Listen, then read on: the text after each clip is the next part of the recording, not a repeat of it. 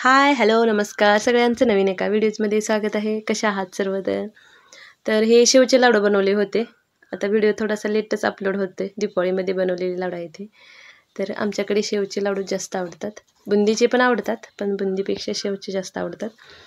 तर मी हे असे लाडू बनवून घेतले होते. अगदी मऊ असे ना, म्हणजे दात नसणाऱ्या लोकांना सुद्धा चावतील इतके सॉफ्ट असे हे लाडू झाले होते. आणि पण शेव मी थोडीशी कडकच बनवली होती, कारण सध्या केरळमध्ये भरपूर असा पाऊस आहे आणि ह्या वातावरणामध्ये ना असं नंतर मऊच पडतात लाडू, असं जास्त कडक होत नाहीत. तर पीठ अगोदर चाळून घेतलं.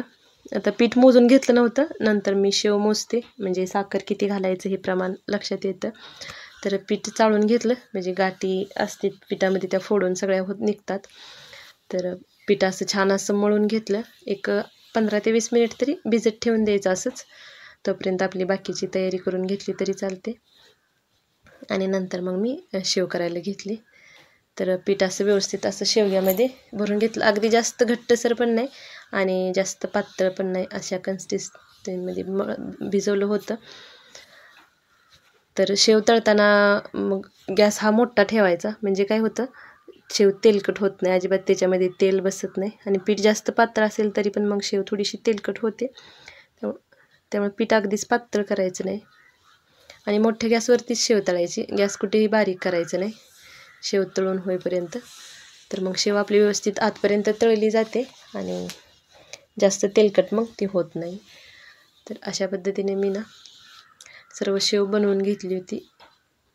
दोन्ही बाजूनी असं व्यवस्थित अशी भाजून घेतली, म्हणजे लाडू मग व्यवस्थित, म्हणजे एक 10-12 दिवस तर व्यवस्थित असं टिकतात. आता पावसाचं वातावरण नसेल, आपल्या गावाकडं असेल महाराष्ट्रामध्ये, तर हे लाडू 15-20 दिवस आरामात टिकतात. पण इकडचं वातावरण थोडंसं खराबच आहे, त्यामुळं मग ते लवकर खराब होतं. त्यामुळे मी शेव थोडीशी जास्त भाजली होती.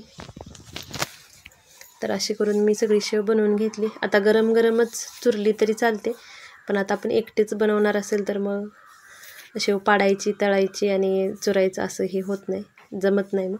आणि थंड झालं की मग हाताला जास्त त्रास पडतो मग. त्यामुळं मग मी मिक्सरमधून अशी थोडीशी वाटून घेते, जेणेकरून मग पटकन होऊन जातं. थंड झाली की चुरतच नाही असं हाताने, गरम गरम चुरली तर चुरते. तर अगोदरची प्रांजूने थोडीशी वाटलेली, थोडीशी जास्त बारीक झालते, पण एवढी बारीक नको आहे आपल्याला, थोडीशी जाडसर अशी वाटून घेतली.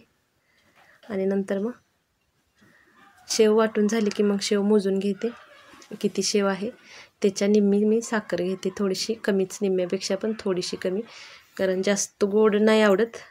अर्ध्याला अर्धी घातली तरी चालते, म्हणजे आता 4 वाटी जर तुमची शेव भरली असेल तर मग तुम्ही 2 वाटी साखर घातली तर पुरेशी होते. मी थोडीशी कमी घातली होती, 2 ह्याला अगदी थोडीशी कमी घातली होती. तरी पण गोड बरोबर झालं होतं, अगदीच गोड पण नव्हतं आणि अगदी कमी गोड पण असं नव्हतं. तर तुम्ही 4 वाटीला 2 वाटी अशा गच्च भरून घातल्या तरीही चालते. तर आता हे 4 वाट्या भरले होते, म्हणजे ते मी पातेल घेतलं छोटंसं, तर ते 4 पातेल एवढी अशी शेव भरली. परत मी पातेतच काढली, म्हणजे नंतर त्याच्यामध्ये पाक ओतून मिक्स करायला व्यवस्थित येतं. तर 2 अशी सपाट पातेली भरून, अगदी गच्च भरले नव्हते, थोडंसं कमी भरले होते. तर असे 2 पातेली मी साखर घेतली होती. आता साखर ओली होईल एवढंच पाणी घालायचं. बऱ्याच जणांचं काय होतं, पाक कमी पडेल म्हणून पाणी भरपूर असं घालतात, पण साखरेचा पाक तयार होतो, पाणी आटल्यानंतरच आपला पाक तयार होतो. पाणी जास्त झालं तरी काय होतं, मग पाक यायला वेळ बराचसाच जातो, पाक पटकन येत नाही मग. आणि साखर भिजली इतपतच पाणी घातलं तर मग पाक मग आपला पटकन तयार होतं. आणि सुरुवातीला साखर विरघळेपर्यंत गॅस मोठा ठेवायचा आणि एकसारखं असं हलवत राहायचं. साखर विरघळली की मग थोडासा गॅस कमी करून मग मधून चेक करायचं. आता मी गॅस फुलच ठेवला होता, कारण आता पाकाचा अंदाज बऱ्यापैकी आपण सारखं करत राहिलं की आपल्याला एक अंदाज आलेला असतो. 2-3 वेळा तरी मी चेक केलं पाक कितीपर्यंत आलेला आहे. तर कारण मला लेट झालं तर मी संध्याकाळी करायला घेतलं होतं, 10:30-11 वाजले होते म्हणल्यानंतर मी पटकन पाक येईल याच्यासाठी गॅस फुल ठेवला. आणि आता ही 1 तारी बघा पाक आलेला आहे, म्हणजे तार अशी तुटते. तर मग आता 1 तारी आल्या म्हटल्यानंतर लगेचच आता गोळी पण तयार होते, गॅस मोठा ठेवला की. पटकन येतो आहे. पाण्यामध्ये घेऊन बघितलं ना, आपण बोटाने असा गोळा करून बघितलं की गोळी तयार होते. गोळी अगदी उचलून हातात येईल इथपर्यंत करायची नाही, फक्त गोळी बनेल एवढाच बास होतो. तर आता बघा गोळी यायला लागली होती, तयार झाली होती म्हटल्यानंतर मी लगेचच गॅस बंद केला आणि पाक त्याच्यामध्ये घालून घेतला शेवमध्ये. तर इथं थोडीशी काळजी घ्यायची, पाक जर हातावर जरी पडला चुकून तर हात भाजला जातो, कारण पाक एवढा गरम असतो. त्यामुळं काळजीपूर्वक, शक्यतो भांडं मोठं असेल तर मग पाकाच्याच भांड्यामध्ये शेव घालायची. पण माझं पाकाचं भांडं होतं ते बारकं होतं, त्यामुळं मी ह्याच्यामध्ये शेवमध्ये वरून पाक वतला.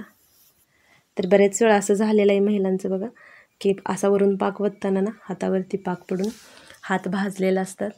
तर त्यामुळं काळजी तिथं ती घ्यायची. शक्यतो मोठं पातेलं असेल तर पाकासाठी मोठं ठेवायचं आणि त्याच्यामध्ये मग पाकामध्ये शेव घालायची.